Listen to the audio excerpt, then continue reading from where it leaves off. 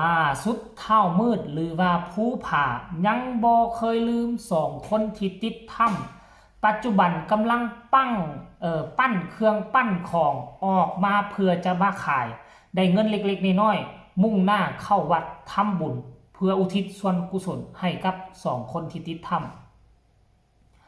สบายดี FC แฟนคลับทุกทานมาพบมาพ่อกันอีกแล้วทุกคนเอ้ยเป็นเรื่องเล่าข้อมูลข่าวสารเกี่ยวข้องกับเท่ามืดหรือว่าเท่าผู้ผ่าหนึ่งในคนที่ติดถ้ำแล้วสามารถรอดออกมาได้เป็นหนึ่งใน5 คนนั่นเองท่านผู้ชมซึ่งค่อยก็ห่างหายไป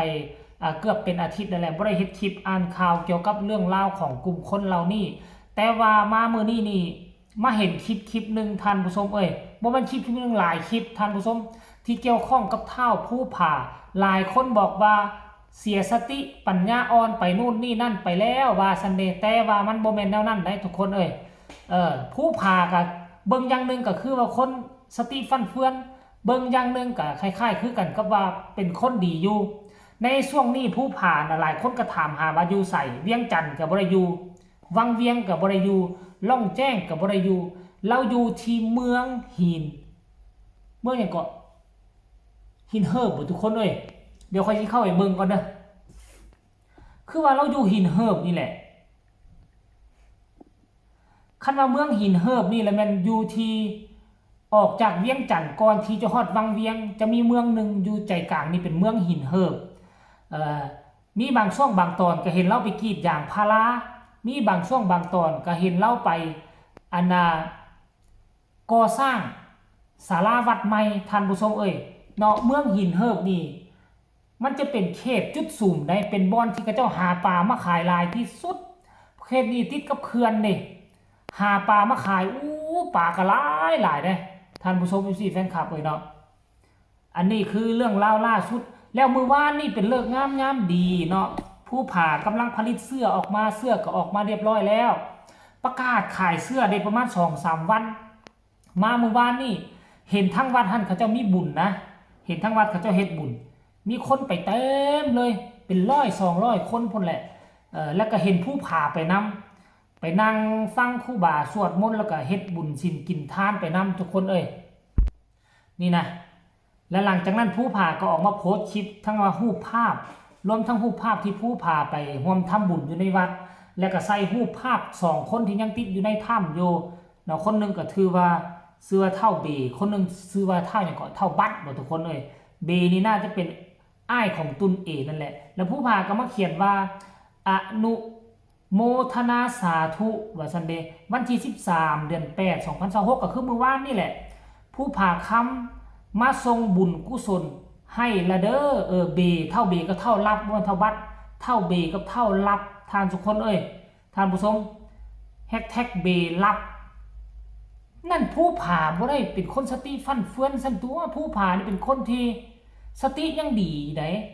ซึ่งหลายคนนี่บ่ออกเคลื่อนไหวแบบนี้แล้วบ่เฮ็ดแล้วเฮ็ดบุญเฮ็ดบ่เฮ็ดแล้ว2 คนน่ะเอาบุญมาใส่ตนเองดีกว่าแนวใดสิมีอยู่มีกินแต่ว่าผู้ผ่านี่มกมุ่นเกี่ยวกับพระพุทธศาสนาเฮียนเขียนอ่านแล้วก็เฮียนฮู้วิธีการเฮ็ดบุญเนาะการส่งบุญส่วนกุศลไปให้ผู้ที่ล่วงลับไปแล้วซึ่งศาสนาที่ผู้ผ่าน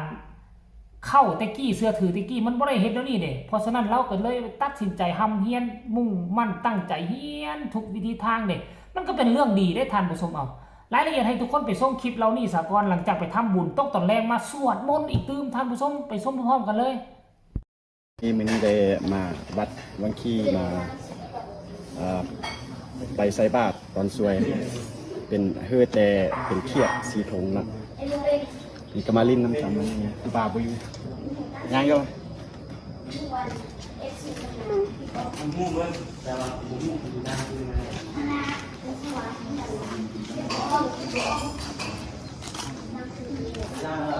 สภาพวัดประมาณนี้ฝากเงินเสียด้วย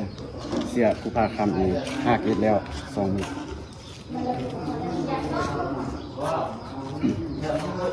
อันนี้มื้อนี้ได้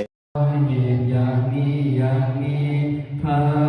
ผู้มีพระภาคเจ้านั้นอรหันต์เด่นผู้ไกลจากจิต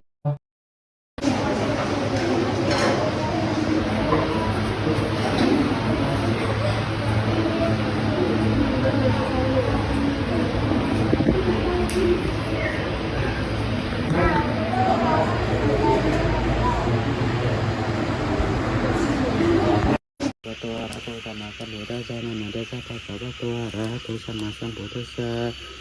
สุปฏิปันโนภะคะวะโตสาวกสังโฆสุปฏิปันโนภะคะวะโตสาวกสังโฆยายาปฏิปันโนภะคะวะโตสาวกสังโฆสามีจิปฏิปันโนภะคะวะโตสาวกสังโฆยาทิทังสัตตาริปุริสยุคันนิอันทาปุริสัพพุคลาเอสะภะคะวะโตสาวกสังโฆอาหุเนโยปานุเนโย ทักเขียนเนโยอัสสลิกกรณิโยอนุตตรังปุญญเขตังโลกัสสะสาติ นะโมตัสสะภะคะวะโตอะระหะโตสัมมาสัมพุทธัสสะนะโมตัสสะภะคะวะโตอะระหะโตสัมมาสัมพุทธัสสะนะโมตัสสะภะคะวะโตอะระหะโตสัมมาสัมพุทธัสสะนะโมพุทธายะภะ นี่นะ FC แฟนคลับพ่อแม่พวกเจ้าเห็นว่าจังใดทุกสิ่งทุกอย่างแล้วก็ทุกคนมันก็ต้องมีดีมีบ่ดีปะปนกันไปทั้งผู้ผ่านี่ก็สิ่งใดดีเฮาก็มานำเสนอสิ่งใดเบิ่งแล้วก็คัดหูคัดตาหรือว่าเฮ็ดอาจจะบ่ถึกทำนองคองธรรมก็ช่วยกันตำหนิติเตือนสั่งสอนไปเพราะว่าถือว่าเราเป็นน้องใหม่หาก็เข้ามาเพิ่งใบบุญพระพุทธศาสนาในเมื่อเขาบ่เคยศึกษามาตั้งแต่น้อยสิให้เขาเป็น 100% มันก็เป็นไปบ่ได้เพราะฉะนั้นต้องอาศัยพ่อแม่สังคมบ่ว่าจะทั้งฝั่งไทยฝั่งลาวผู้ที่เชื่อถือเรื่องศาสนาพุทธเห็นแล้วก็ช่วยพากันแนะนำพากันคัดเก่าขนาดเฮาสิเว้าได้เฮาสิเขียนเป็นเฮาก็ยังได้ทำได้เรียนนำครูบาอาจารย์ตั้งแต่ประถมตั้งแต่อนุบาลขึ้นมาส่วนเฮาสิเป็นครูบาอาจารย์นี่โอ้ยจับมือเขียนจับมือวาดจับมือแต้มแล้วภาษาอีหยังผู้ผ่าเนาะจนอายุ20กว่าปีหาก็สิหันหน้าเข้าศาสนาพุทธมันก็ต้องยุ่งยากแน่หั่นแหละท่านผู้ชมใช่เราเป็นแล้วมันก็เป็นไปบ่ได้ก็ซ้ำเฮาฝึกเขียนก็ข้อขอนั่นแหละท่านผู้ชมเนาะก็หวังว่าทาง FC แฟนคลับเนาะจะให้โอกาสจะพากันบงจะพากันเพาะจะพากันสอนจะพากันดูแลรดน้ำใส่ปุ๋ยต้นกล้าตัวนี้ให้กลายเป็นต้นกล้าที่มีความรู้ความสามารถทางด้านพระพุทธศาสนาเนาะเอาสำหรับคลิปนี้ค่อยก็เอานำมาเสนอเพียงแต่ซ้ำนี้ก็แล้วกันเด้อท่านผู้ชม FC แฟนคลับสำหรับคลิปนี้ก็ขอลาลงเพียงซ้ำนี้แหละขอคนละ1 ไลค์1 แชร์เช่นเก่าเช่นเคยที่สำคัญเนาะที่สำคัญก็อย่ากดข้ามโฆษณา